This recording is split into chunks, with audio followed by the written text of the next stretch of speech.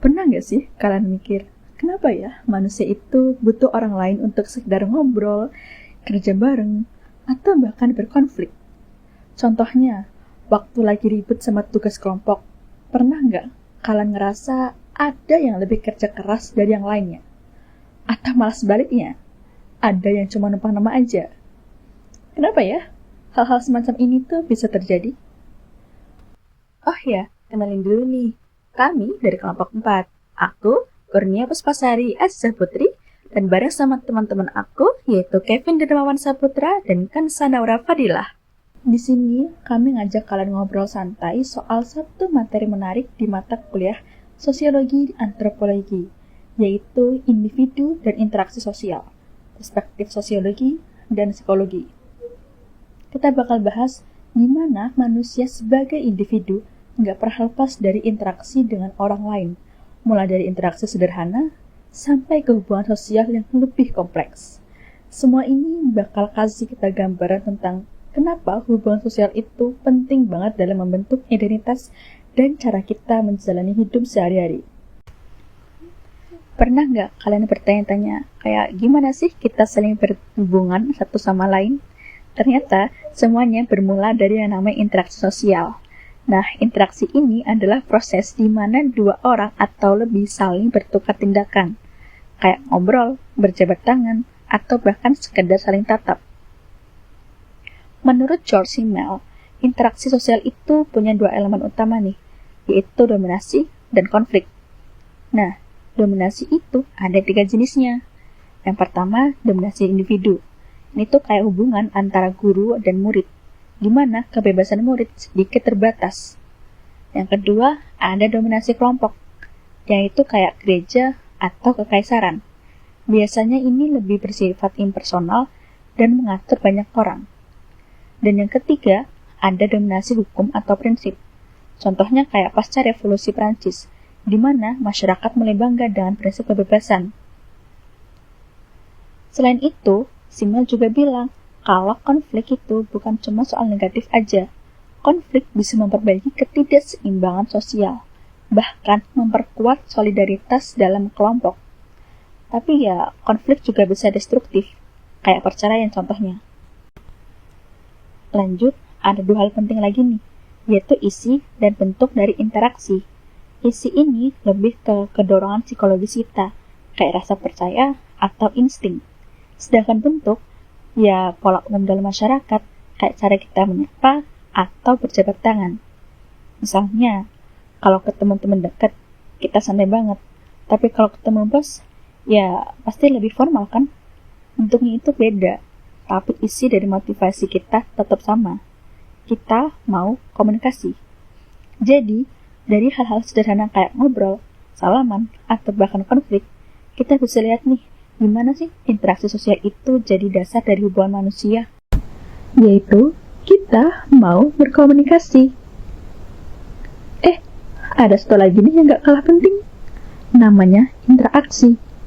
Kalau interaksi itu adalah tindakan antara kita dengan orang lain, maka interaksi adalah segala dialog atau perasaan yang terjadi di dalam pikiran kita sendiri. Contohnya, saat kita memikirkan arti dari satu kalimat yang disampaikan orang lain, atau menimbang-nimbang langkah apa yang harus diambil setelah sebuah percakapan. Jadi, dari hal-hal sederhana kayak ngobrol, salaman, atau bahkan konflik, kita bisa lihat gimana interaksi sosial itu jadi dasar dari hubungan manusia. Menarik kan? Kalian bertanya-tanya nggak sih dalam sosiologi ini, apa sih teori kritis? Hubungan dengan sosiologi apa sih? Teori kritis sendiri adalah pandangan dunia yang bertujuan untuk memahami pengalaman manusia dan mengubah masyarakat. Hubungan teori kritis dengan sosiologi ini sangat erat, karena keduanya sama-sama berusaha memahami dan menganalisis struktur sosial, budaya, dan ekonomi dalam masyarakat.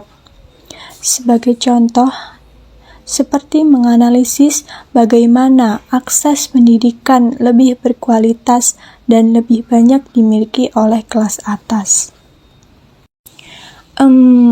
Kalian pastinya ketika di tempat kerja berkomunikasi dong antar rekan kerja, entah itu saling berbagi info, bercerita, ataupun masalah dalam pekerjaan.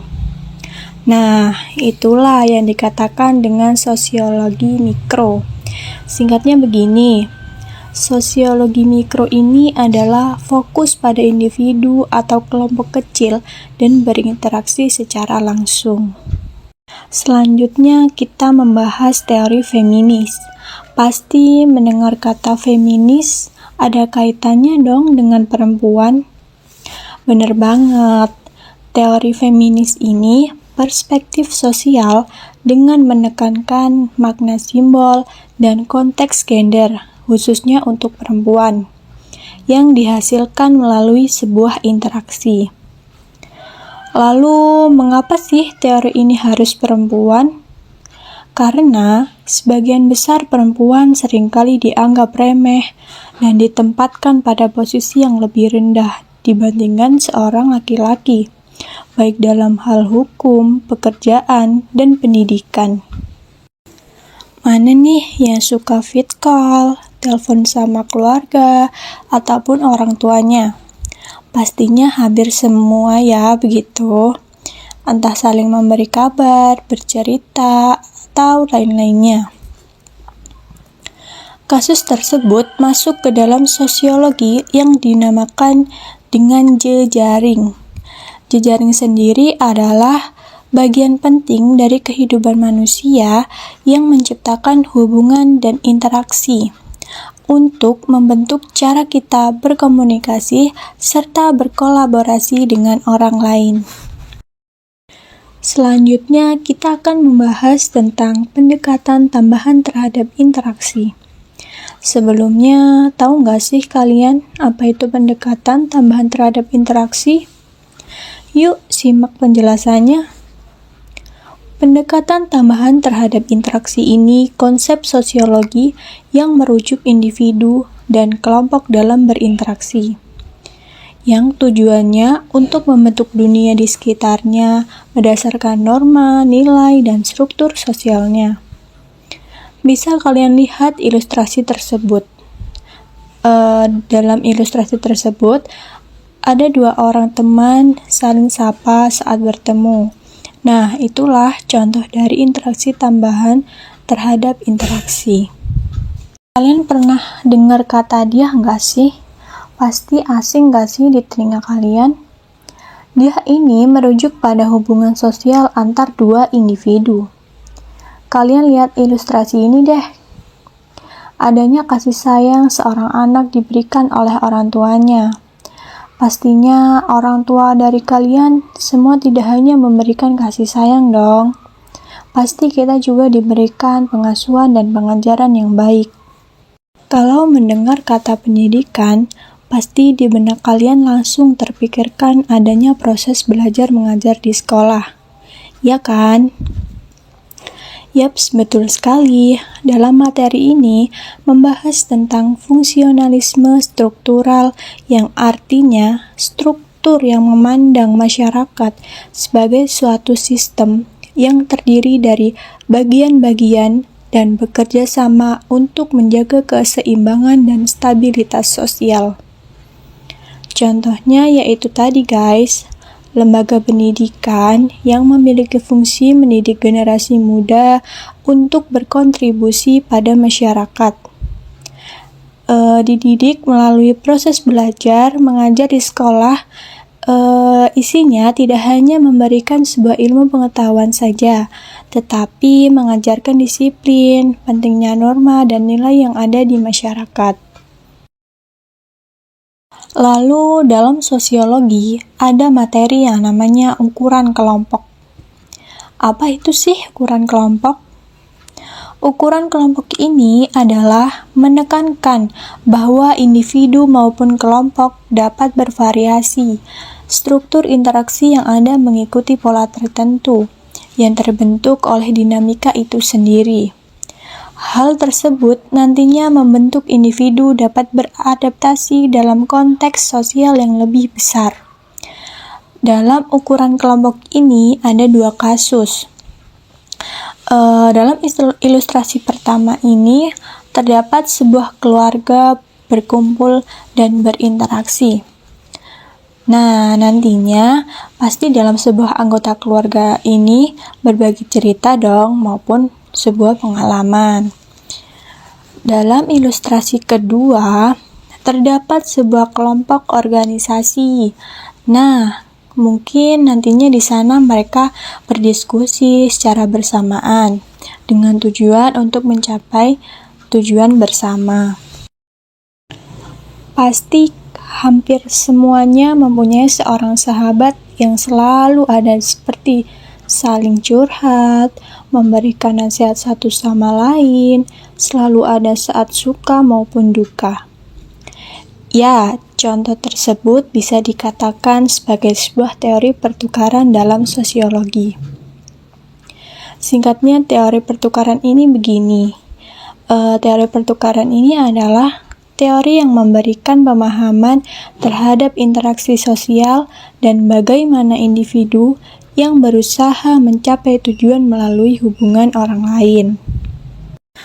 Dalam sosiologi, ada materi yang namanya geometri. Hah? Kok geometri masuk sosiologi sih? Iya guys, geometri ini adalah bentuk individu saling memahami dan berhubungan satu sama lain dan bagaimana dinamika itu terbentuk. Sebagai contohnya, dalam sebuah keluarga ada orang tua yang mempunyai 2 orang anak. Anak pertama selalu diabaikan, tidak diperhatikan. Sedangkan anak kedua sangat sekali dibedakan dengan anak pertamanya.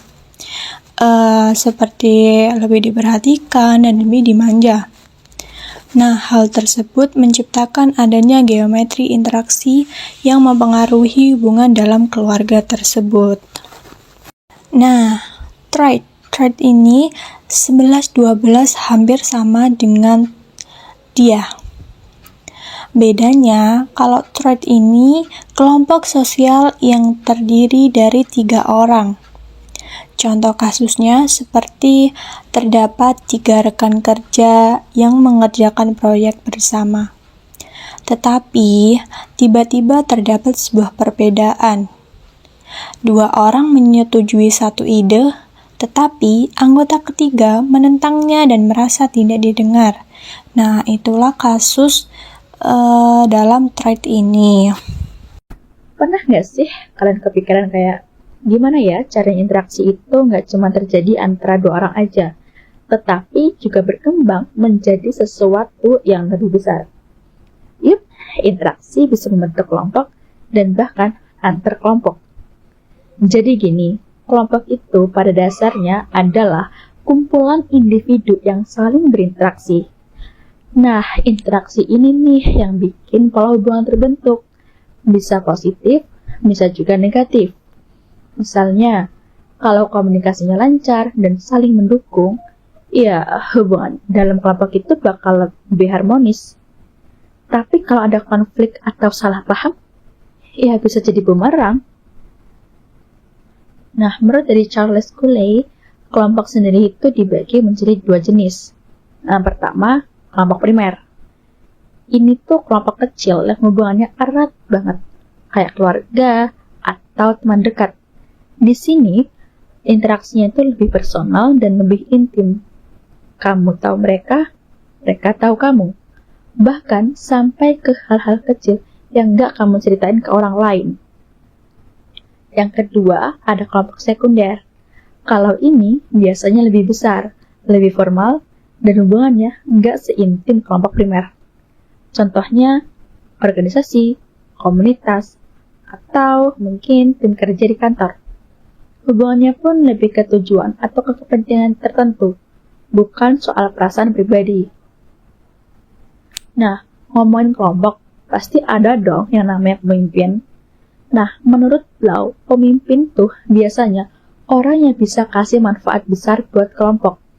bisa lewat ide kreatif, visi yang jelas, atau bahkan sekedar bikin suasana kelompok jadi nyaman. Tapi yang menarik, interaksi dalam kelompok itu sebenarnya sangat tergantung sama siapa dan gimana gaya pemimpinnya. Misalnya, kalau pemimpinnya inspiratif dan punya visi yang jelas, kelompok biasanya jadi lebih kompak. Orang-orangnya bakal lebih termotivasi dan merasa didukung. Tapi, beda cerita nih kalau pemimpinnya otoriter. Kadang, anggota kelompoknya malah jadi takut buat ngasih pendapat atau kritik. Akibatnya, interaksinya jadi kurang sehat. Ada juga nih tipe pemimpin yang terlalu pasif. Kalau kayak gini, kelompok bisa kehilangan arah karena nggak ada yang ngasih panduan jelas. Sebaliknya, pemimpin yang adaptif, yang ngerti kapan harus tegas dan kapan harus mendengarkan, biasanya sukses bikin suasana kelompok jadi lebih terbuka dan harmonis. Jadi, memang nggak semua pemimpin otomatis bikin kelompok jadi solid. Dinamika kelompok tuh sangat tergantung sama karakter dan gaya kepemimpinan. Pemimpin yang baik bakal aktif membangun kepercayaan dan empati, sehingga anggota kelompok lebih nyaman buat terbuka dan bekerja sama. Terus, pernah nggak sih kalian ngerasa kayak kita itu harus banget menyesuaikan diri biar diterima di kelompok? Nah, itu tuh yang disebut sebagai kepatuhan kelompok. Misalnya, kamu mulai pakai gaya pakaian tertentu karena teman-teman kamu pakai itu. Atau, kamu ikut tren cuman biar gak ketinggalan. Tapi, ada juga nih dinamika yang lebih negatif, seperti social loving.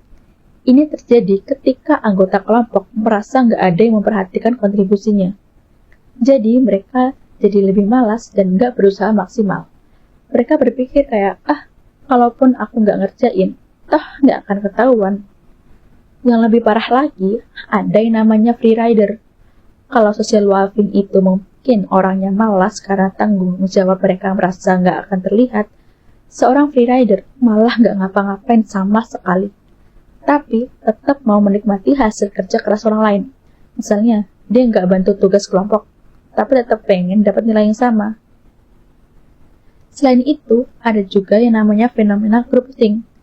Ini terjadi ketika kelompok terlalu fokus buat cari kesepakatan, sampai-sampai ide-ide kritis atau pendapat berbeda nggak muncul. Semua orang cuma setuju biar kelihatan kompak, padahal itu bisa jadi keputusan yang kurang tepat. Sebaliknya, ada juga yang namanya polarization. Ini terjadi kalau diskusi dalam kelompok malah bikin pendapat jadi lebih ekstrim. Jadi, diskusi yang awalnya santai bisa berubah jadi debat panas, karena masing-masing kelompok saling memperkuat argumennya. Jadi, meskipun ada tantangan seperti social loving, free rider, groupthink, dan polarization, kelompok tetap penting banget dalam kehidupan sosial kita.